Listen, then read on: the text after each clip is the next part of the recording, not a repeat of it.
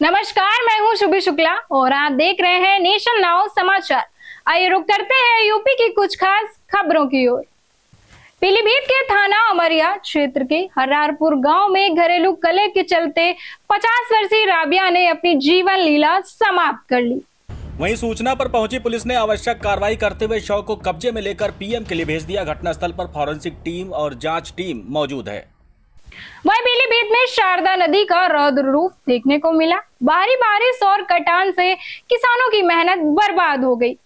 तैयार गन्ने की कई एकड़ फसल पानी में बह गई। अब नदी का रुख आबादी की ओर हो रहा है। थाना हजारा क्षेत्र के नहरोसा, हजारा और आसपास के कई गांव इससे प्रभावित हैं। लोगों को बड़ी समस्या हो रही है।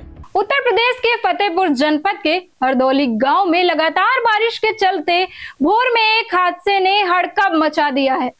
मुकेश वाजपेयी का कच्चा घर ढह गया, जिसके मलबे में दबकर वो और उनकी मां माधुरी देवी ने इस दुनिया को अलविदा कह दिया। वहीं उनकी पत्नी रन्नो देवी और 5 अन्य गंभीर रूप से घायल बताए जा रहे हैं। गांव में हड़कंप मच गया। स्थानीय लोग और पुलिस तुरंत मौके पर पहुंचे और राहत कार्य शुरू किया गया है। सभी घायलों को सामुदायिक स्वास्थ्य केंद्र और जिला अस्पताल फतेहपुर में भर्ती कराया गया है।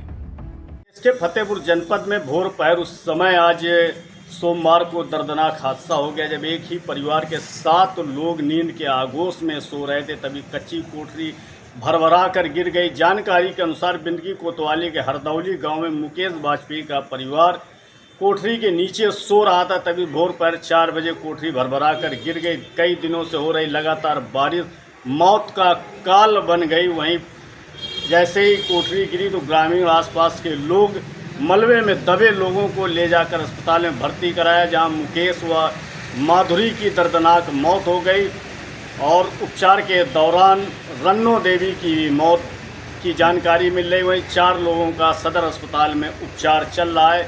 घटना की जानकारी के बाद बचाव और राहत की टीमें मौके पर पहुंच गई हैं तथा नुकसान का और मौत का आंकड़ा का जायजा लिया जा रहा है।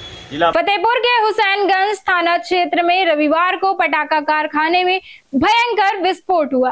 धीरेन्द्र पासवान के कारखाने में अचानक धमाका हो गया, जिससे पूरी बिल्डिंग तहस नहस हो गई। हादसे में उनकी पत्नी विमला देवी की मौके पर मौत हो गई, जबकि धीरेन्द्र गंभीर रूप से घायल बताया जा रहा। धमाके की आवाज आसपास के गांव तक गूंज गई और ग्रामीण भयभीत हो गए। स्थानीय लोगों ने तुरंत मदद की और घायलों को सामुदायिक स्वास्थ्य केंद्र पहुंचाया गया है। पुलिस और अधिकारियों ने मौके पर पहुंचकर जांच शुरू कर दी है। विस्फोट के कारणों की पड़ताल जारी है। लोग थे जिनका ये यहाँ पे हादसा हुआ यार? बड़ा लड़का यार। क्या नाम था? क्या काम करते थे यहाँ पे? पढ़ा का काम करते थे। हाँ। कितने बेटे हैं टोटल आपके? 5 हैं। ये कितने नंबर वाले बेटे थे? बड़ा बेटा था। और कौन? लाइसेंस है। अच्छा, और कौन घायल है? आओ नहीं, सब आओ हमारे लगे रहते। पत्नी भी इनकी घायल है? अरे बात हमारे चुके हुए बच्चा तो चली गई।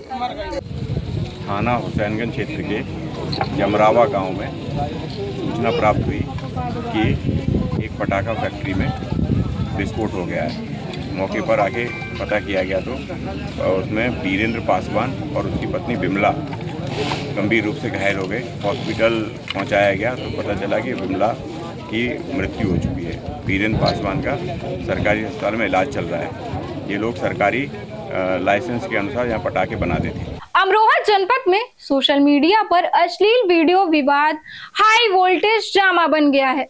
ममता ने आरोप लगाया कि चिराग समेत अन्य युवकों ने इंस्टाग्राम पर वीडियो डालकर उसकी और बहन की प्रतिष्ठा को धूमिल किया है। आरोपियों ने फोन पर धमकी दी और पीछा किया। उसके भाई के साथ मारपीट भी बताई जा रही है। पीड़िता ने गाली गलौज और धमकी की रिकॉर्डिंग पुलिस को सौंप दी है और मामले में त्वरित कानूनी कार्रवाई परिवार की सुरक्षा की मांग की है। हो जाए इन दोनों की।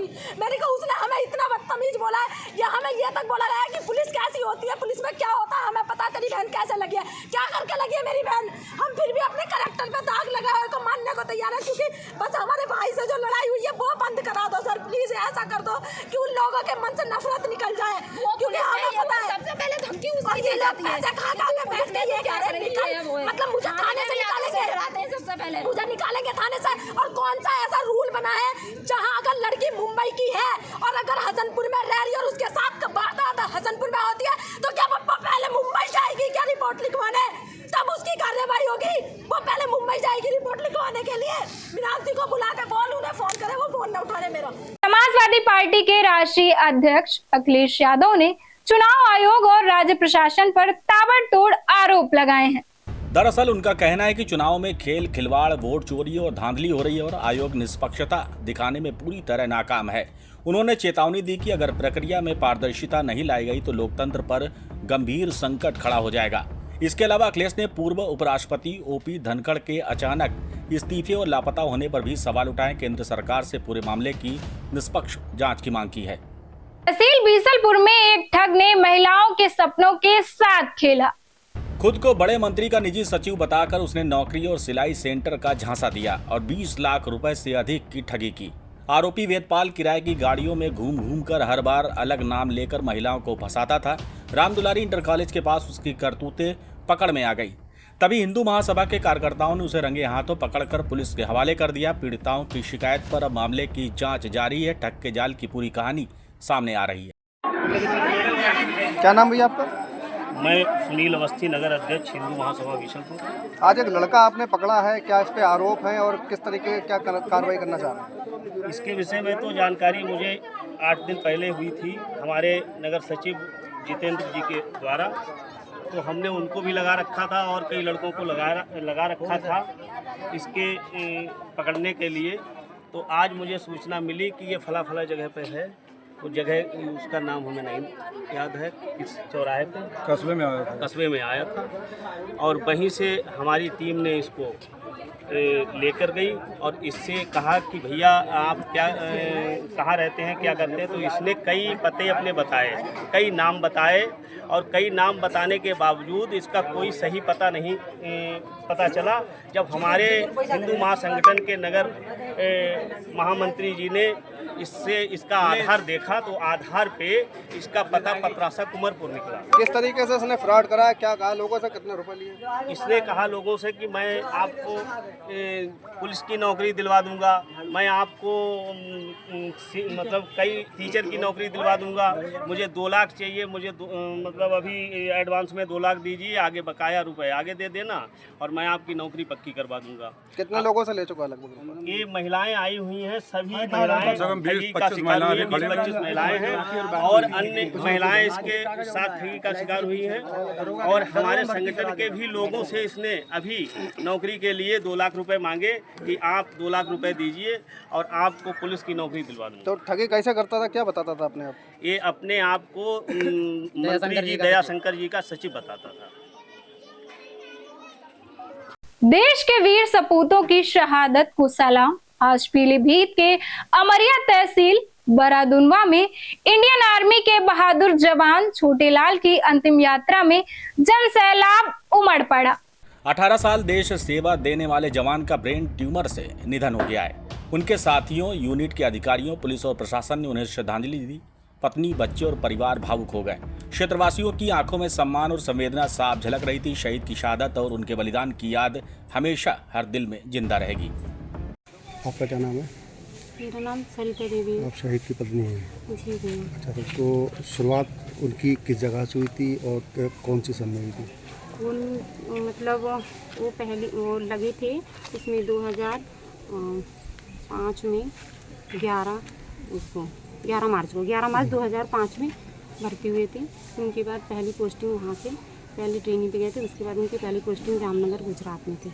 फिर उसके बाद उन्होंने मतलब इंडिया में जगह जगह करा था। 19 सालों में 2.5 साल के हिसाब से पोस्टिंग होती है, तो जगह जगह वो गए थे। उसमें मतलब मेन पोस्टिंग मतलब ज़्यादा जो हार्ड जगह थी एक लेह में थी उनका, लद्दाख में। फिर उसके बाद हमारा उधमपुर में था। अभी जो ऑपरेशन सिंदूर हुआ था वो हमारे सामने हुआ था। निधन का कारण क्या है? निधन का कारण भैया उनको थोड़ा सा ब्रेन में प्रॉब्लम हो गया था। कब से बीमार थे? ये मतलब 2012 में मतलब पता चला था, तभी उसके बाद ही फिर 2012 में कोलकाता में ऑपरेशन हुआ था, आर्मी हॉस्पिटल में, RR में। अब निधन कब हुआ? अभी कल 23 तारीख को हुआ है भैया। 23 अगस्त चल रहा है ना? हाँ, 23 अगस्त 2025। पीलीभीत में ठुमकों पर परोसी गई अश्लीलता ने सोशल मीडिया पर हड़कंप मचा दिया है। बार बालाओं के डांस के दौरान नोटों की बारिश और हुड़दंग के बीच पुलिस मौजूद थी, लेकिन आयोजकों पर अभी तक कोई कार्रवाई नहीं की गई। वीडियो वायरल होते ही स्थानीय लोग और सामाजिक संगठनों ने मामले की गंभीर जांच और कार्रवाई की मांग शुरू कर दी है। इस घटना ने न सिर्फ इलाके में सनसनी फैलाई है, बल्कि सवाल खड़ा किया है कि आखिर सुरक्षा और नियमों की जिम्मेदारी कौन ले रहा है। बलिया हजारा के गन्ने के खेत में हुआ भयंकर नजारा। एक ग्रामीण की आंखों के सामने अचानक बाघ ने किया चहलकदमी। देखते ही देखते इलाके में दहशत फैल गई। ग्रामीण दौड़ते हुए अपनी जान बचाने में सफल रहे, वहीं अन्य लोग सुरक्षित स्थान की ओर भाग खड़े हुए। वायरल वीडियो सोशल मीडिया पर तेजी से वायरल हो गया है और लोगों को सतर्क रहने की चेतावनी दी गई है। ग्रामीणों का कहना है कि खेतों में बाघ और तेंदुए की दृष्टि बढ़ती जा रही है। वन विभाग को सूचना दे दी गई है। डॉक्टर कमलेश ने लोगों से आग्रह किया कि खेतों में अकेले न जाएं।